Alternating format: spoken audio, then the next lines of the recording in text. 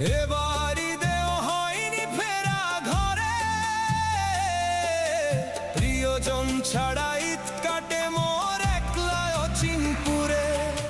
নিঃসঙ্গতা কুরে কুরে খায় তবুও মুখে হাসি, আমি যে প্রবাসী, আমি যে প্রবাসী। সবাই ভাবে